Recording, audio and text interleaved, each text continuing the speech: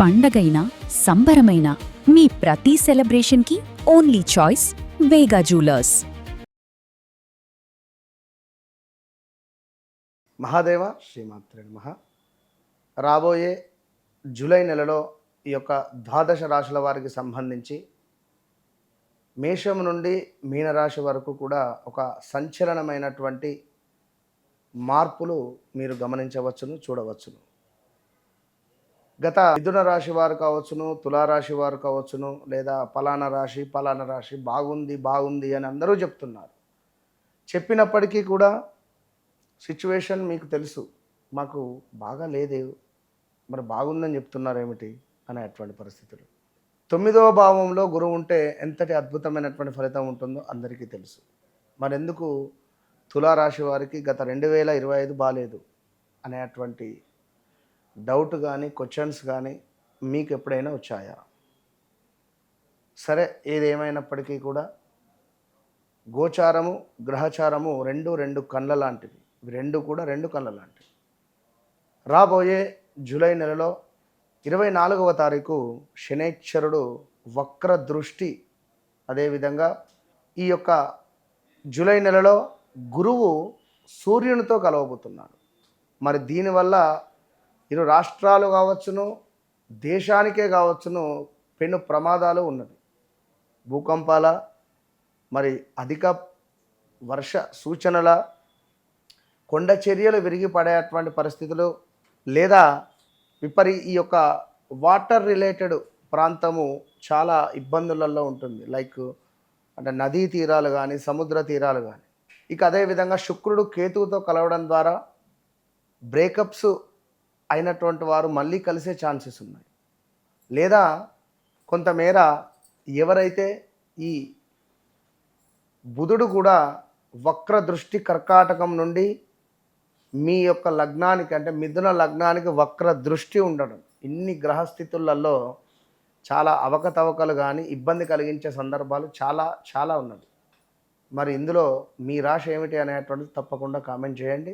కన్యా రాశి వారు ఎవరైతే ఉన్నారో మరి 2026 ఈ యొక్క జూలై నెలకు సంబంధించినటువంటి విషయాలని తెలుసుకునేటువంటి పరిస్థితిలో భాగంగా మరి మీకు గత 2023 ఆగస్టు నుండి 2024 ఆగస్టు, 2025 ఆగస్టు, 2026 మార్చి దాకా కూడా అద్భుతంగా ఉంది.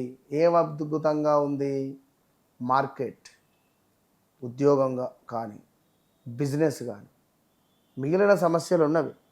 స్త్రీలకైతే గర్భసంచి సమస్యల, పురుషులకైతే స్టమక్ రిలేటెడ్ ఇష్యూసా, లేదా కాళ్ళ నొప్పుల, మోకాళ్ళు వరగడాల, కిడ్నీ రిలేటెడా, లివర్ రిలేటెడా, ఇలా ఎన్నెన్నో కూడా ఇబ్బందులు ఫేస్ చేసినటువంటి వారు ఉన్నారు కన్యారాశి వారు. మరి ఇట్టి కన్యారాశి వారు ఎవరైతే ఉన్నారో కొంతమేర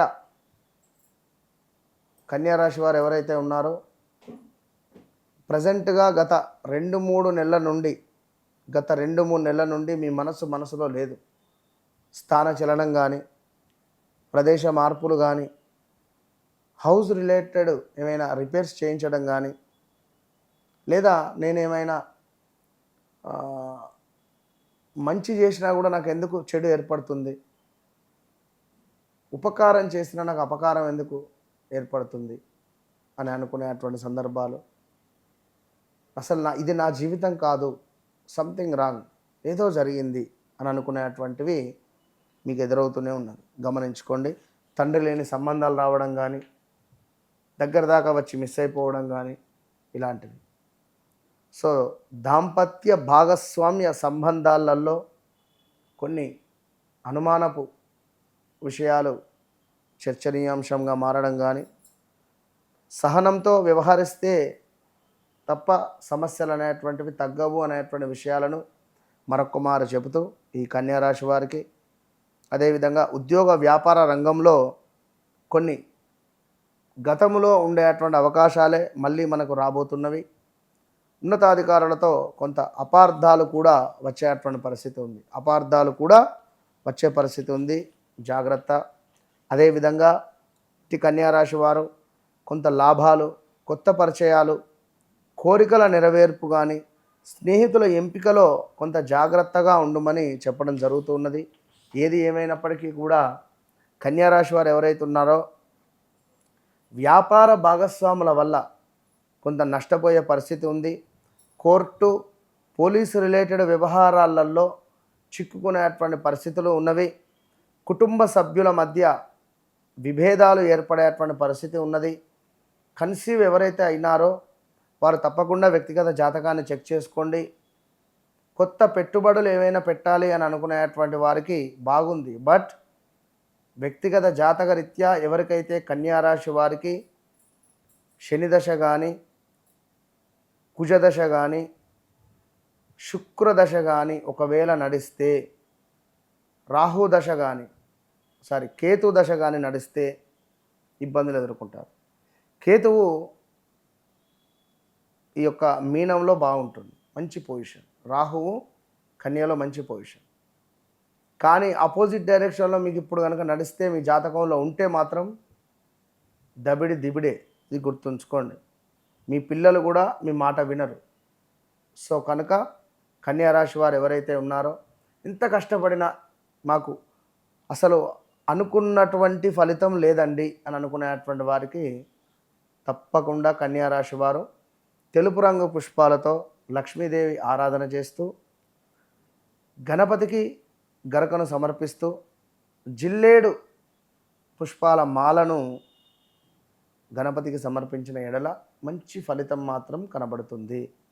సో గతంలో మీరు చేసుకున్నటువంటి మంచి చెడుకు ఏదైనప్పటికీ కూడా కర్మ అనేది తప్పకుండా అనుభవించాల్సిందే. సో మీ వ్యక్తిగతంగా మరి ఏం గ్రహస్థితి నడుస్తున్నది, మరి ఎలాంటి పరిస్థితులలో ఉన్నాము, మీ జీవితంలో జరిగింది, జరుగుతుంది, జరగబోయేది తప్పకుండా తెలుసుకోండి. నన్ను కలవండి. నన్ను కలిసిన తర్వాత మీ జీవితం మారకుంటే అడగండి. నన్ను కలవక ముందు, నన్ను కలిసిన తర్వాత అనేటువంటి ఈ మాట నేను చెప్పడం అనేటువంటిది అంత ఈజీ కాదు. ఎంత ధైర్యంగా చెప్తున్నాను అనేటువంటిది అది నాకు మాత్రమే తెలుసు. కనుక నన్ను కలిసినటువంటి వారు ఎంత సంతోషంగా ఉంటున్నారో అది వారికి మాత్రమే తెలుసు. మరి మీరెందుకు కలవట్లేదు అనేది అది మీకు తెలియాలి. So all the best.